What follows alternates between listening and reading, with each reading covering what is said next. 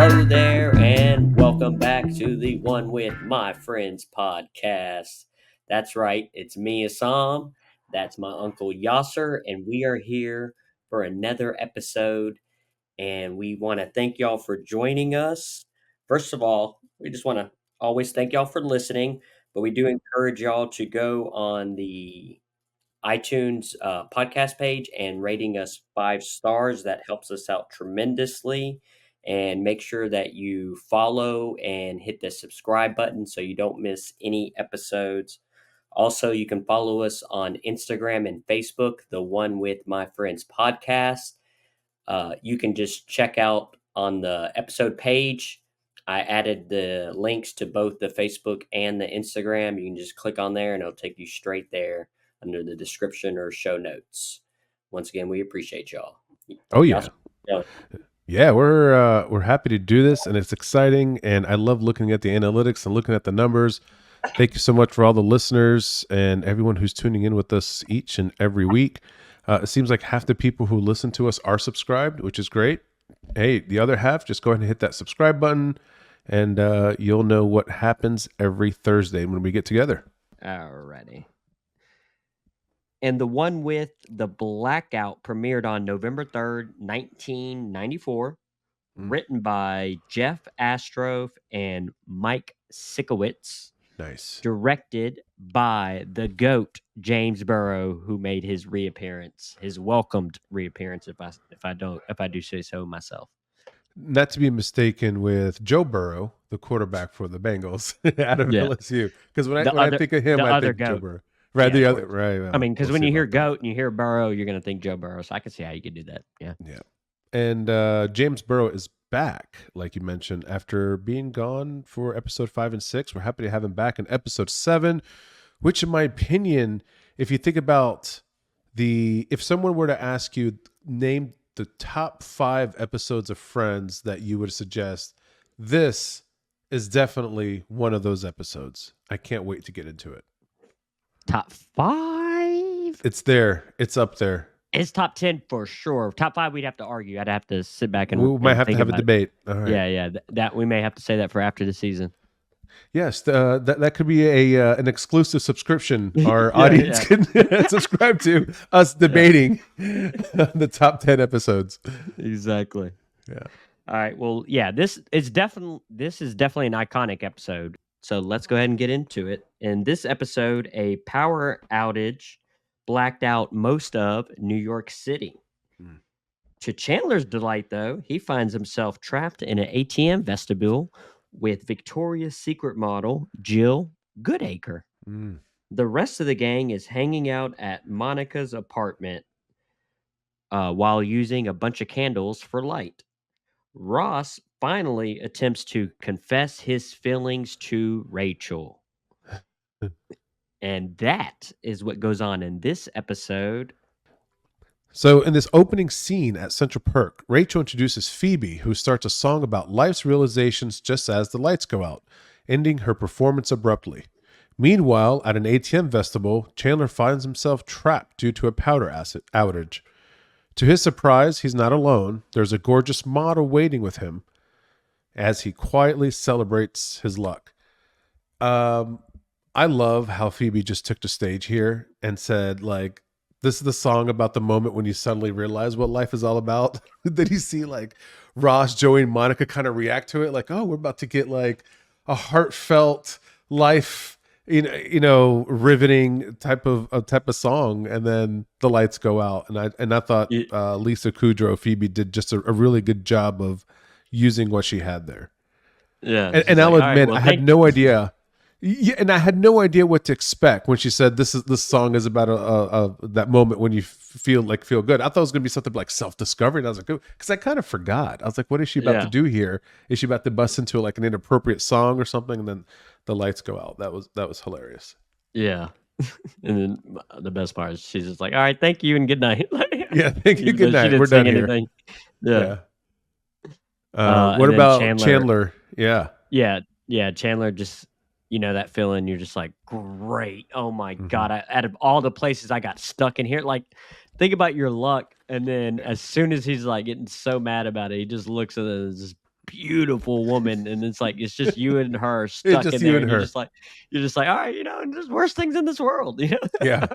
Yeah. So yeah, that was just funny.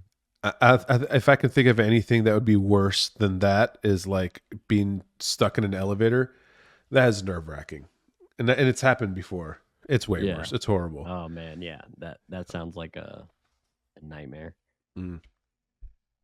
At Monica and Rachel's, Monica talks to her mom about the blackout affecting Manhattan, Brooklyn, and Queens. Rachel's excited about the citywide blackout. Monica sarcastically downplays the idea of meeting someone during the blackout. Phoebe asks to borrow the phone to check on her grandma, but humorously realizes she doesn't own her own number. She never calls herself. I love how Judy Geller kind of foreshadowed what's going to end up happening in this episode. Yep. You know how they say that parents always know best, and Judy was Yeah. spot on. She asked Monica what she was wearing, and Monica, kind of in an angry way, responded, "Pants and a sweater. Why, Mom? Like, who am I going to meet at a blackout? Company power guys, eligible looters." I was like, Yeah. "Eligible looters." That was great. Yeah, she's like, well, you're tripping, but Yeah, hey, man, she knew. she knew. No. At the ATM festival, Chandler realizes he's trapped with the Victoria's Secret model, Jill Goodacre. While Jill is on the phone with her mom, Chandler internally panics and debates whether they're in a vestibule or an atrium. Jill refers to Chandler as some guy during her call, causing Chandler to nervously strut across the vestibule, trying to impress her. You know when you like see somebody, you're like trying to figure out what's her name, Who what's that her, and then is, she says right. Jill, and he's like, oh yeah, she says Jill, I'm gonna go with Jill, and he's Yeah, just right. like, and I love the inner monologue he's having with himself. That's really funny. Oh my God. I am trapped in an ATM vestibule with Jill Goodacre. Is it a vestibule? Maybe it's an atrium. Oh, yeah, that is the part to focus on, you idiot. Yeah, I'm fine. I'm just stuck at the bank at an ATM vestibule. Jill says vestibule. I'm going with vestibule. I'm fine. No, I'm not alone. I don't know, some guy. Oh, some guy. All right, some guy. Hey, Jill, I saw you with some guy last night. Yes, he was some guy. Just like it means nothing, but that reminds me of I used to have a friend. He'd always be like, "Man, she's smiling at me." I was like, "Maybe she's just Oh, smiling, God. dude." I was just like, Maybe she's just yeah. looking past you and smiling. Who knows? yeah. But he was really feeling himself. I enjoyed. He was that feeling part. himself, but she was kind of digging it too. Like if you're looking at her, she was kind of giving him a look like, yeah, I mean, I kind of like this. Yeah, he was feeling himself. Yeah. Well, if she's a Victoria's Secret model, I'm sure she was always getting a lot of looks like that. I mean, but still, I honestly like for it being a Victoria's Secret model on him, I thought he handled it a lot better, even though it wasn't that good, but he still handled it a lot better than I think most people. Most people Yeah. have just been completely just awkward and intimidated Yeah. I wouldn't have said anything for a long time. for 14 minutes. Yeah, I would have went long. I would have doubled that. 28. At Monica's apartment, Joey enters with a lit menorah, explaining it's their only source of light. Ross jokingly calls him Rabbi Tribbiani. Phoebe notices ugly naked guy across the street also has a lit candle, and the group cringes in pain at the sight. Any thought on what the ugly naked guy did to cause such a reaction? You know, they're looking out the window and they're like, oh, It's got to be something with his balls, right? and wax. Yeah, something like that. Yeah. I don't want to know. I thought I was thinking about it, then I was like, I don't want that image in my head. I thought about it. He's probably dropping, like you said, a little wax on his penis or balls. You know, whatever people like. We're not here to judge, ladies and gentlemen. If that is what you like, we are not here to judge. Oh man, dude. So he's just a nudist dude, right? So like, Yeah, he sounds like a nudist. yeah. Yeah, he's always like doing weird stuff. It's always the sweating ones. It's always the ones that shouldn't be. everywhere. You'd never It's live like, across from hey, the man. hot. Yeah. Hey man, give it up for his confidence at least. That's a for confident sure. guy. Yeah. Oh, he doesn't so, care. Either yeah, he's either confident that- or he just doesn't care. Yeah. Yeah. Either Or he's way, good- senile. Yeah. Either way, good for you, man. Ugly naked guy, forever in our hearts. Yeah. We defend you. Yeah. In the ATM vestibule, Chandler panics after realizing he's been silent for over 14 minutes. He forces a smile at Jill, who smiles back but looks uncomfortable. Sensing her unease, Jill awkwardly offers Chandler her phone to call someone. Chandler humorously considers calling all his high school friends before taking the phone. Now, it was just funny. He's like, obviously he didn't talk to her for 14 minutes. So he's like, I should, I really should, give him like a warm, inviting smile. And then at first she's kind of digging it. And then he's just like doing too much. And then he starts to creep her out. And I was just like, wow. But yeah, whenever she finally asked him if he wanted to use her phone, he's like, yeah. Would you like to call somebody? Yeah, about 300 guys I went to high school with. You would feel the same way, right? You're going to tell everybody. Everybody. I'd be like, oh, man, I can't wait to tell Steve and Tyler about this. All right. And then finally, when he does, take the phone from Jill and he calls to Monica's apartment and Monica picks up and he's just like so excited. He can't tell his 300 guy friends from high school, but he's going to tell one. He's at least going to tell somebody in the gang. Yeah. And so, this is an iconic scene for us, especially. I know we already talked about it in the introduction, but it's so good. Yeah. And I just love it so much. But yeah, he's like trying to let her know that he's stuck in an ATM festival with Jill Goodacre doing the little man mumbling talk and just gets so frustrated that Monica doesn't understand. So finally he gives it to or she gives the phone to Joey. You're like, put Joey on the phone. Yeah. He's like, give me somebody that actually understands what I'm talking about. I'm trapped in an ATM vestibule with Jill Goodacre. I have no idea what you just said. Put Joey on the phone. What's up, man? I'm trapped in an ATM vestibule with Jill. Oh my God. He's trapped in an ATM vestibule with Jill Goodacre. Chandler, listen. Yeah, like that thought never entered my mind. And Joey understands perfectly. And then whenever he's like, oh, also, like he talks back to Chandler. Do you know what he said? No, do you? I went and I wanted to look it up because I was just like, God, I wonder what he said. And apparently, according to TV.com, Joey mumbles to Chandler, see if you can tell what kind of underwear she wears. And then he says, yeah, like that hasn't, that hasn't entered my mind. Yeah. That's funny. I really wanted to know, so I went and looked that up. That's amazing. I didn't think anybody actually had the explanation for that, but kudos for looking that one up. Yeah. So that was just a classic. Oh man, I love you and I kind of created our own language based off of this. Yes, 100%. Right. We started having our own little mumbling language where we speak to each other if we didn't want everyone to know what we were talking about. And we did it for many years and got away with it. I still think sometimes we do it. Yeah. Oh, 100%. Still do it. Yeah. And it's the guy language. Yeah. And if you want any more knowledge about that, just go back and listen to our introduction episode where we talk about that. Exactly. At Monica and Rachel's, the group shares stories of the weirdest places they've had sex. Joey later tells Ross he's stuck in the friend zone with Rachel and urges him to make a move soon. Ross insists he's waiting for the right moment, but Joey doubts his approach. Okay, so once again, Monica and Ross crossing boundaries. Probably shouldn't be talking about this type of stuff, but we're just going to get right past that. Yeah. That's my sister. Yeah. Let's go through. So they're going through obviously the weirdest places they've had sex. Mm-hmm. Okay. So Monica, senior year of, I'm guessing of college, on the pool table. She said senior year of college. Yep. Senior year of college on the pool table. Yep. Joey, the woman's room, second floor of the New York City Public Library. And then Monica asked him, what are you doing at the library? Monica roasted him. Yeah.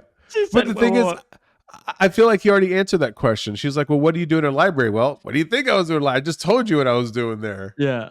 Well, no, but like, how did he get there?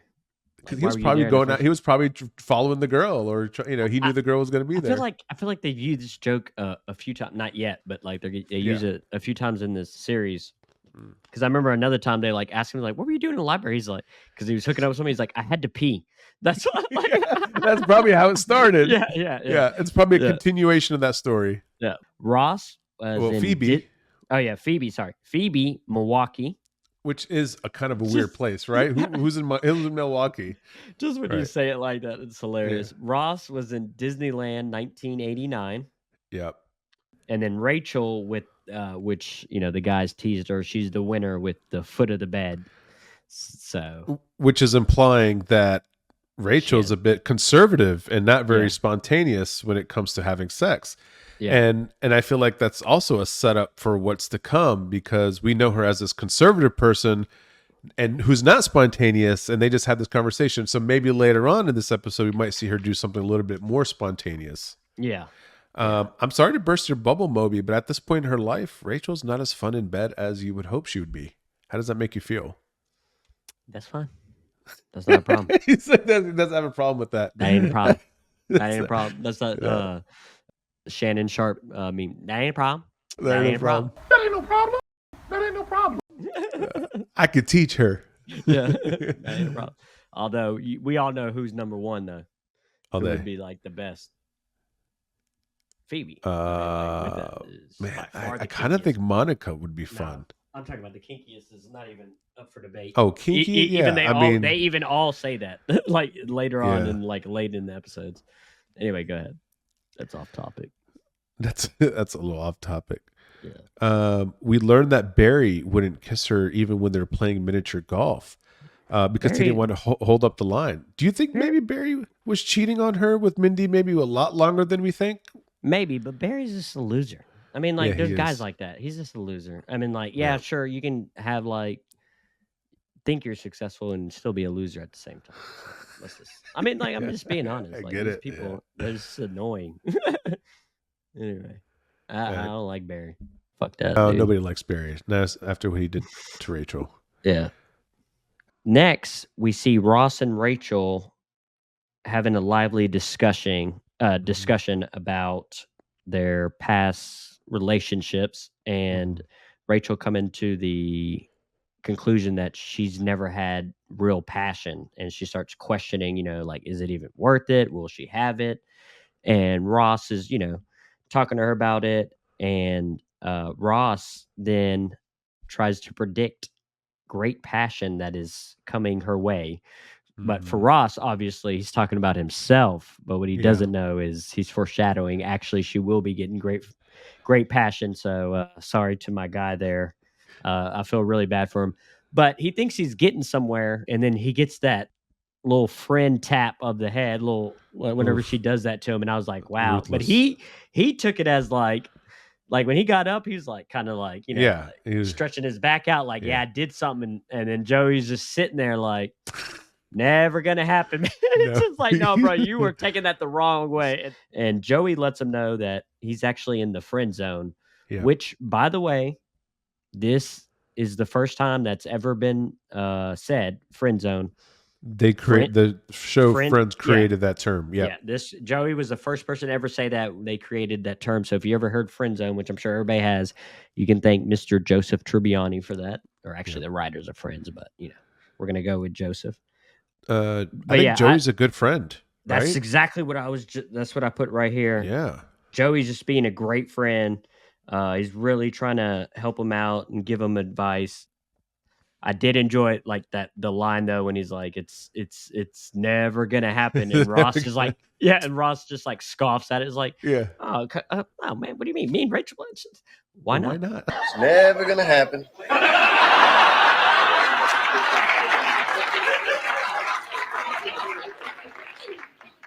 What?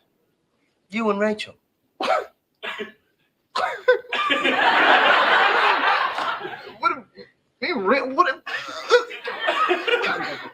Why not? He tried to act like he was not worried, and then he like, yeah, like why? Tell me, I am He's worried. like, wait, what do you think? Like, what's going? Because he's thinking like, I'm I'm almost in, and Joey's like, no, bro, you are so far out. And he doesn't realize it, but Joey's being a good friend. He's really trying to help him out. Oh my god. And also when he's like trying to give him advice Yeah. about Rachel, and then Rachel comes up and they're like, shh. Yeah. I really like She's that. like, what are we shushing about? It's like, Yeah, we're yeah. trying to hear something. Yeah. Yeah. That was really good. That was good stuff right there.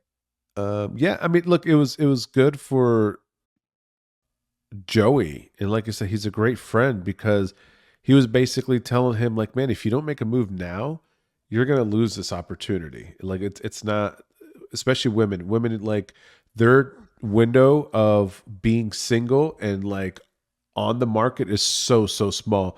You usually have more single guys than you have single women. I don't know that statistically to be true, but it feels like that's what it is. In the ATM vestibule, Jill Goodacre offers Chandler some gum. When he declines because it's not sugarless, he mentally kicks himself, realizing he should accept anything she offers, even if it's mangled animal carcass. Chandler seems to find a lot of different ways to be in weird situations. I mean, he just there in the corner looking absolutely terrified. I'm thinking, sugarless? Really, bro? You don't want gum from this woman because it's not sugarless? Come on, Chandler Bing. Yeah. He's just shook, man. Like he didn't know what to do. Now, poor Chandler. Yeah, poor Chan. At Monica's apartment, Ross prepares to talk to Rachel on the balcony, warning Joey not to follow. Joey distracts Monica by revealing Ross is planning her surprise birthday party. There's a lot to unpack here. Yeah. Can we start with Phoebe's song? Yes. Had Start me there. rolling. She's like, New York City has no power, and the milk is getting sour. But to me, it's not scary because I stay away from dairy. La la la la la. And then she looks down and writes it on a piece of paper like she's writing this Billboard hit. Dude, Yeah. I rewinded was it 2-3 times. I was laughing my ass off. Dude. And that was the first time ever on Friends we hear Phoebe sing. Yeah, it would have been the opening scene, but we had the blackout. Yeah, so that was the first time. So that was cool. But yeah, I love how she's like, oh yeah, that's a banger. Yeah. She's like, I gotta write that down. That's a good one. Yeah. Dude, she killed me this episode. Oh man. Joey's a great friend, right? Great, Ross yeah, is ready so- to go talk to Rachel. Yeah, go ahead. Take Yeah, this. let me cook here real quick. Yeah, cook. Joey, man, I gotta get like this dude. I want to be friends with Joey. Yeah, for This real. dude was amazing. Yeah. He's wishing Ross luck, Yeah. like hyping him up, Yeah. telling him what to do, like getting him all that, and then then he's like, all right, and he's like, you want me to come back out there? And Ross like, I'll kill you if you come out there. He's like, okay, and then he like goes and he's like, hold up. And he's like, man, he wants to give him a handshake. He hugs him. He wishes He him gave good him a luck. I'm strong like, hug. That was a strong he hug. gave him like yeah. a real one. Like, come on, that's my like. Yeah. He wanted it almost as bad as Ross wanted it, Right. almost more. I felt like so. I was just like, wow, this dude is awesome. I need Joey is. Oh man, he just went up like 50 notches in my book. For sure. Also, ultimate wingman, Yeah. and he helped him out. And as somebody that's a wingman myself, I've done a lot of wingman status. This dude did so good. He was controlling. You've been doing a lot of flying. Yeah, a lot of flying. But Joey trying to stop Monica from going outside, then having to like talk to Phoebe. Like he's pulling how'd he stop her? all. How do you stop her? What do you tell her?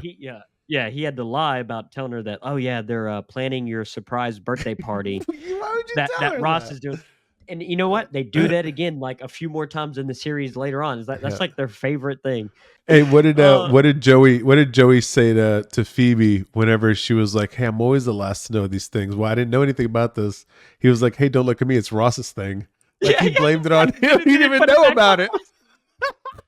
And then, of course, just like always, that turns into a bigger deal because now Phoebe's pissed off because she's the last to know about this party that's not even there. And so she's like, I'm always the last to know about anything. And so, of course, she starts, I'm last to know about this. I'm last to know about Monica and Monica having a crush on Joey when they first moved in. And Joey's like, wait, what? And and I love Phoebe. She's like, oh, I guess I wasn't the last to know. You better act surprised. About what? My surprise party. What surprise party? Oh, stop it. Joey already told me. Well, he didn't tell me. Hey, don't look at me. This is Ross's thing. This is so typical. I'm always the last one to know everything. Oh, you are not. We tell you stuff. I was the last one to know when Chandler got bit by the peacock at the zoo. I was the last to know when you had a crush on Joey when he was moving in. What? Oh, looks like I was second to last. Man, Ross has no luck, man. And it's like as soon as he was about to ask Rachel out, a cat comes out of nowhere, Ross waited jumps too on long. him, scrapes him, messes him up. And you see like the gang just sitting there like singing the song, and in the background this cat is just mangling him. And that was another what was funny, that? iconic scene. Yeah, it and was that a was- bobcat. Yeah, I know, but it's a foreshadowing. Like yo, something like you're about to have Something else is going to coming- happen on yeah, top. Yeah. Right? That's one thing about this episode is like once you think like it's peaked, they just hit you with another one. They hit you with they another did one. such a good job. The escalation with it was so good. Oh man, yeah, I really liked it. Yeah. But yeah, and you know me, I hate cats, so that one really freaked me out. You know, throughout the series, we always talk about the relationship between Chandler and Joey and how great chemistry they have as best friends. But can I tell you, this episode, Joey and Ross's chemistry together was, man, they are so good. And I Yeah. just never really realized it before. And I'm looking forward to a lot more collaborations between those two because they are funny together. Yeah, 100%. Yeah. The best part was when they come back after Ross got attacked by that cat, Yeah. and Monica is like trying to treat Ross, and she's like going to spray whatever on him to make him feel better. She's like, it may hurt a little bit, or no, it's not going to hurt at all. And Joey has like the candle, Drops the and wax. he drops the wax, and Ross goes, ah! Like, he's like, oh, sorry, that was the wax. And you see him, he kind of turned it a little bit. I was looking at him. He did that That intentionally. was something I probably would do. I felt That so, was I'm like awesome. clumsy like that sometimes. So I was just like, oh, Joey, man. Freaking Oh, that Joey. was Joey's so on funny. fire this episode too. You killed me. In the ATM festival, Chandler reconsiders and asks Jill for gum, awkwardly stating gum would be perfection. He internally berates himself for the odd phrasing, feeling embarrassed and self-loathing. This was a short little scene here, but ultimately they're just trying to show like Chandler is in complete and utter meltdown. He can't even ask for gum. He can't get it right. He can't talk to this woman, and like nothing is going right for him right now. He's just Yeah. panicking. Yeah, this is you could just take Chandler out and put me in. I've done this so many any times. guy. Oh man, I've done this so many times. Like trying to say Yeah. something and like trying to like be kind of cool with it too. Yeah. And then I'll say it and I was like, that doesn't even make sense. And then they'll like after they leave and I'm just like, I'm an idiot. I hate myself so much. Yeah. Yeah, it's just like, God, I'm so stupid. I think as guys, what we do is we play it up so much. Like if we find a girl that we are attracted to and that we like, in our minds, we will create the absolute worst case scenarios that you can think of, and we will self-sabotage ourselves. And the girl will just Honestly. stand there thinking like, what the hell is wrong with this dude? Yeah, Like he could have yeah. just said hi. We do that. Yeah, just come say hello. That's all you got to do. Yeah, I would love gum. Yeah. That's it. In the hallway of Monica's building, Phoebe and Rachel search for the cat's owner. Mr. Heckle falsely claims the cat is his, calling it Bob Buttons, but the cat dislikes him. Rachel continues to search alone and bumps into a handsome Italian man, Paolo, who is holding the cat. Rachel is immediately captivated by him. So we're introduced to Mr. Heckles this episode, huh? First time ever, Mr. Heckles, even though he's just known as Weird Guy, but Yep, for now. we will know him as Mr. Heckles eventually. And yeah, you can kind of see how he is. He's a weird dude. Try to lie about that cat, Mr. Bob Buttons. Yep. And that cat was like, nah, dog, I'm out. And Yep. took off. He did. He and- took off. Yeah. He but wanted yeah. no he- part of him. Yeah, who would? But yeah, we'll see. We'll be seeing a lot more of him. So get ready for that. And then yeah, Rachel running into Paulo, Mm. and she Unlucky looked very Ross. happy about it. Yeah. Yeah. And this is Ross's worst nightmare starting to come true. He doesn't know it yet. I mean, this is just Judy kind of foreshadowed this, and then Joey kind of tried to get Ross to make a move sooner the better. And when he tried to, Paulo's cat came in and ruined the day. And then Paulo's cat leads Rachel right to Paulo. And here we are, Destiny.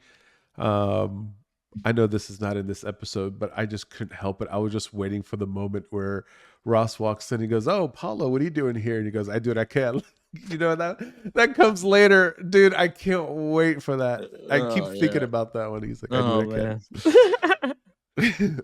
Oh man, yeah. So in search of the cat, end up getting away, and poor Ross. Mm-hmm.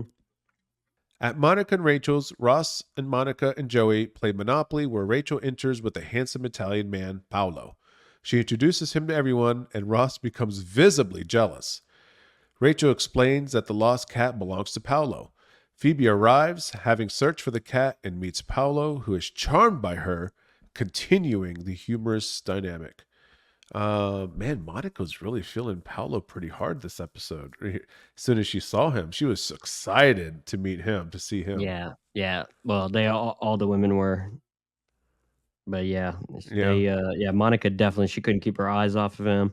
Yeah. Rachel couldn't stop rubbing on his arm. She couldn't stop touching him. Yeah, Joey and Ross were. They were. Ross was just for Rachel, and Joey was just like, what? This dude is coming up on my, like, it was just like coming up on my block type of thing. I felt like, and then we figured out it was Paulo's cat, which was just like even more icing on the cake for Ross. Like, oh, so this dude's cat was the one that did it to me. Also, when Phoebe shows up and Paolo and is introduced to Paolo, and he says, like, speaks Italian to her, and she's like, oh yeah, betcha. Like, she's like really into it too. So like. And we'll see that play out. We'll see that play out later in an episode. Eventually, later, way later, we'll see that play out. Yeah, we'll see that eventually. I thought it was hilarious when Rachel said the cat turned out to be his. Isn't that funny? And Ross was like, "This is funny," and Rachel keeps touching him. Yeah. Where did Paolo come from? Oh, Italy, I think. No, I mean tonight in the building. Suddenly into our lives. Well, that cat, the cat turned out to be Paolo's cat. Isn't that funny? That makes his cat. That is funny, and Rachel keeps touching him. He's like, that is funny. And he looks at Joey like, and she's still rubbing on him. Yeah, she's still rubbing. She's still touching him. She won't stop. Yeah. I didn't understand a word that he said to Phoebe, but I understand like the word bullissima or something. And he was totally hitting on her. So let's get into that. That's what I was actually trying to look for. So thanks for the transition.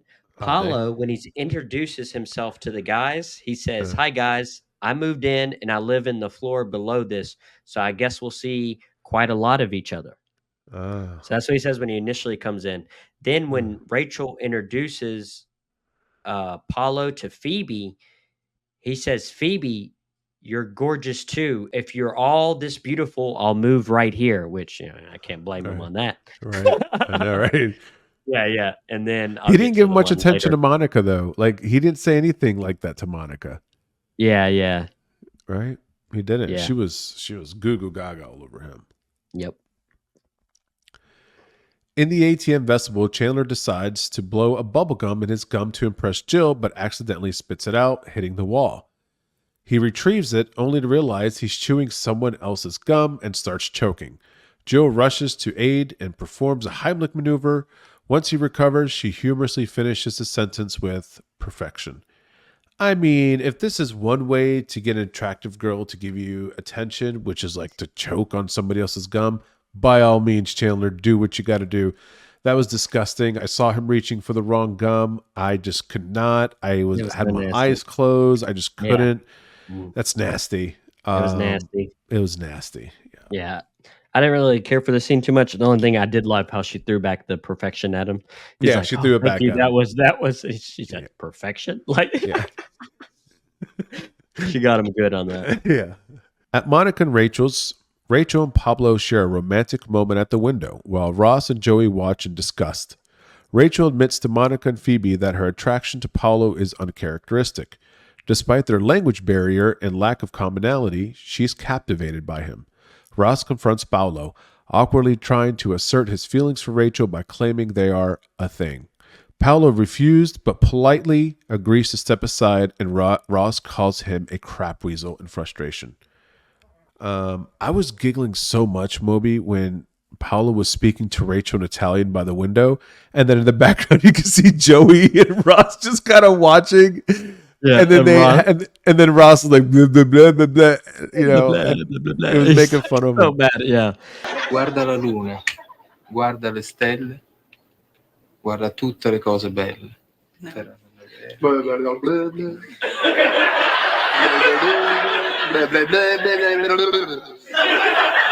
How did Joey not understand? Isn't Joey Italian? Okay, so yeah, let's get into all this real quick. Okay. That's what I was kind of waiting on. First of all, what he was saying to Rachel was, look at the moon, look at the stars, look at everything that's beautiful. Right. And then, of course, Ross was like, blah, blah, blah, blah, blah, blah, blah. Yeah, so that's one thing.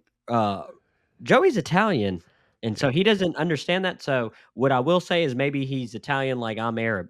Yeah, like, so no, maybe I he get knows it. That like makes some sense. things. And so whenever the dude comes in speaking fluent Italian, he's like, that would be like me if someone came speaking fluent Arabic. I'd be like, oh, let me stand back. I don't, Yeah. like, I can't roll. Might catch a word or two, Yeah, but yeah, exactly. Yeah. So maybe it's like, different types of Arabic, like, or a different type of Italian, which I don't think there really is, but I don't know. Maybe I'm trying to give Joey a little benefit of doubt. Also, later on in this, I think it's this season or maybe another season or the next season, Phoebe meets Joey's Nana and she talks Italian to her for like a second. And then they go, oh, I didn't know you knew Italian. She goes, I didn't know either. Isn't that when he was in that show Mac and Cheese? Yes. And Yes. Yeah. So it's gonna be way later. Yeah. Yeah. But yeah, so she does it. So maybe she learned between then, or maybe she actually understood what he said when she told him, "You betcha." You never know. Exactly. Hey, that's a good point. She probably understood, but you just never know with Phoebe. She's such a wild card. Yeah. Yeah. Rachel got so excited and she was like, this is so un-me. She's not used to doing something so like spontaneous and just so like out there. So although I don't like Paolo too much, I did feel good for her. I was like, good for her, man. Let her live a little bit. And she's just like telling the girls, and the other girls are getting a little jealous, and they're like, if you don't, or Monica's like, if you don't, I will. And she's like, stand down. She's like this. She's like, I don't know what I'm doing. This is so on me. And Rachel and Monica's like, I'll do it. Oh my God, you guys, what am I doing? What am I doing? This is so on me. If you want, I'll do it. I was like, damn, Monica.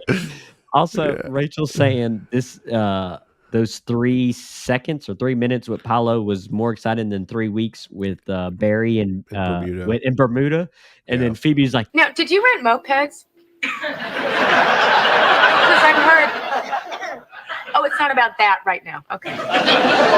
Yeah, because that's what makes it exciting in Bermuda. If you're not on mopeds in Bermuda, you're not having a good time. Man, she was awesome. She had me cry. She's dude, like, wait. It was the timing. The timing in which she delivered that was perfect. Yeah. Also, Ross. Wait, what did she say though? But what did she say after that? She goes, "Oh, because it's not about that right now." Yeah, they got upset. She's like, "Oh, well, it's not about that. It's not about that right now." We'll get back to that, but I do want to know about those mopeds. I love her. And then Ross, I did not like this. I thought this was a weak move by Ross. Personally, he tries to go over there to explain to Paolo that him and Rachel are a thing. Yeah. And I just put it's a douche move by him, and also calling the dude a crap weasel. Like to this point, Paolo hasn't done anything. A guy who doesn't understand your language at that. Yeah, it's just like, yo, man, what's up with you? And it's like, oh, if you're a thing with Rachel, then go be a thing with Rachel. Don't come and tell the dude that. Yeah. Like, what? Like, was he like? If someone came to me and was like, oh man, don't do this, I'd be like, wait, are y'all together? And I'm like, no. I'm like, all right, well then. Get out of my way, dog. Like, he's clearly intimidated. Like even as he was standing next to him, he had to take the step and stand at his same height. You know? Yeah. It's just that was a weak move. You could tell why he hasn't. He's kind of weak right here. It's just it wasn't good for Ross. I didn't enjoy that. Well, Paolo even asked him too. Paolo was like, "You've had the sex," and Ross is like, "No, not technically. The sex has not been had." Paolo is like, "Well then, bro, you ain't done jack. You haven't done anything." Exactly. Yeah, but Ross needs to man up. Either do something, or the game is the game. At Monica and Rachel's, the gang watches the last candle burn out, making the room completely dark. They take turns making spooky noises until the light comes back on, revealing Rachel and Paolo making out. Ross is visibly upset. Joey takes the opportunity to remind Ross that he needs to throw a party for Monica. I feel bad, man. Like, this dude just caught, Rachel making out with Paolo. I mean, call me crazy, but did it appear that Jennifer Aniston looked like she was enjoying the scene a little bit? Like, she was really getting into, like, kissing this dude. I'm not going to lie. Like, she was into it. Yeah, I don't know. Maybe. I guess. And then Monica's mouth was, like, wide open. She was, like, shocked by the kiss. She was, like, looking up, mouth wide open. She was like, what? Yeah. Well, first of all, let's just go back. I enjoyed the whole sequence. So from, like, the candles they've been blacked out the whole time. Yeah. They only have candles and it's starting to go down. Then Phoebe does like the countdown, and I totally forgot about this. So when she starts counting down, I'm thinking in my head, I was like, how does she know exactly when it's gonna go out? And then like it cuts back and she's there like 10, 9, and then it goes negative 46, negative 48. Like, that was killing me. And then Joey just was like, just blew him out. That cracked me up. So then now the lights are out. They're all just like making messing around, doing the evil laugh, doing the and then Ross gets into it, and Ross is like, no, I got the definitive one, guys, here. And so he's like so happy. And in the middle of doing it, the electricity comes on, and Rachel is kissing Paolo, and that dude, he just goes from like excited to like, I love how he like holds like right here. It's like he got shot. Yeah. And Joey, like, he got shot, and Joey's looking at him like, oh my God. And it's just like, and like you said, Monica's like looking like, oh yeah, Rachel looks like she's into it. So yeah, I love that. That was a really good sequence. I enjoyed how it all went down. Yeah. It was beautiful scene writing and execution. Yeah. Good job, James Burrow, man. All day. And I just love how Joey kind of brought it all together at the end. He's like, I know this isn't the best time to bring it up, but you have to throw Monica a party. Yeah. By the way, you got to throw Monica a What party. absolute shit timing by Joey, but also perfect at the same time. Oh, man, that was funny. In the ATM vestibule, the power comes back on. Jill thanks Chandler for the company and kisses him on the cheek before leaving. Chandler, smitten, presses his face against the glass door as she departs. He then turns to the security camera and requests a copy of the tape, humorously hoping to capture the moment. Hi. I'm account number 7143457, and I don't know if you got any of that, but I would really like a copy of the tape. I can't say I wouldn't do the same thing, Moby. Oh, Like, 100%. you're gonna want evidence of that. 100%, bro. Like, he was so happy, he got a kiss on the cheek, and he's just like begging with him, please. Like, I would if you leak can, that send me footage if that was copy. me. Oh yeah. I would Like, leak my own footage. I would bring that footage and the magazine cover or whatever she's on, Victoria's Secret. I'd bring both. Yeah, right. I'd have them like, oh yeah, you know her. Check this out. Yeah. Watch this video.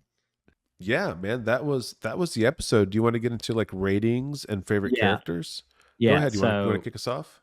I think my highest to date was I think the second one, the one with the sonogram at the end. I gave it a 9. Nice. So I think I'm gonna go ahead and give this one a 9.2. Woo! Yeah, it was Solid. good. Yep. Yeah. I mean, it's a top 10 episode, I think. Also, Absolutely. David Schwimmer, which is kind of funny because David Schwimmer received 2 Emmy nominations Yeah. for the entire series, and it was the number 2, the one with the sonogram at the end that I just said, and this one Yep. actually, Wow. which is kind of, I mean, like, he did a good job, but like, I don't know. This But wasn't. I didn't think this was a good Yeah, David yeah. Schwimmer episode. I thought it was okay, but yeah, okay, interesting. Yeah. I've seen much better ones. but Much that's- better that- episode for That's sure. weird to me that there's only 2 Emmy nominations. Yeah. Anyway, but as far, so I'm gonna give it a 9.2. Okay. And then as far as my favorite friends or best friends, I'm gonna go with Joey. He killed me this episode. Yeah. And as far as just being I like, oh man, I want a friend like Joey. I love that dude. And Phoebe, she destroyed me this episode. I loved like all her jokes, her timing, like Yep. everything about it. She was just on point. So I'm gonna give it to Joey and Phoebe. Nice. We are not too far off today. My rating for this one is a 9.0. So I'm not too far behind you. This was, again, one of the better episodes. I can watch this episode 100 times over. It'll be funny every single time.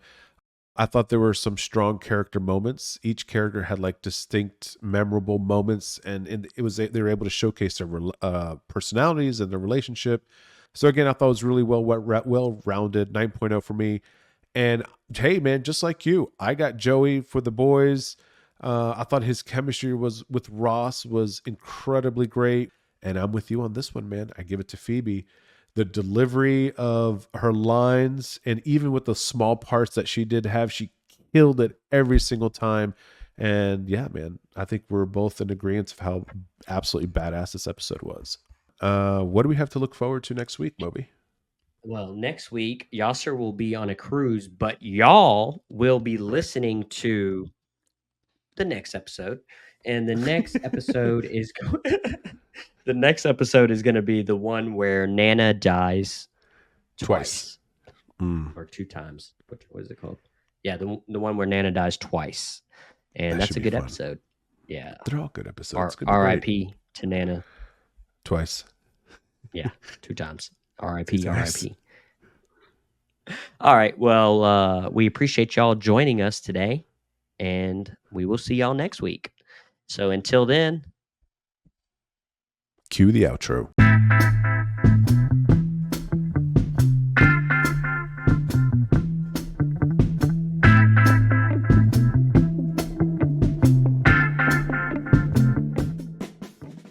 We in this bitch, and we came to play. Pew, pew, pew, pew. All right.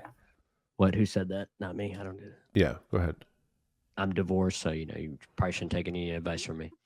Well, I've been there before too, so I don't think either of us are anyone to give relationship advice. I need to put that disclaimer out. Yeah. And plus, I love Ross, so I just had to try to be like my boy. Fuck me.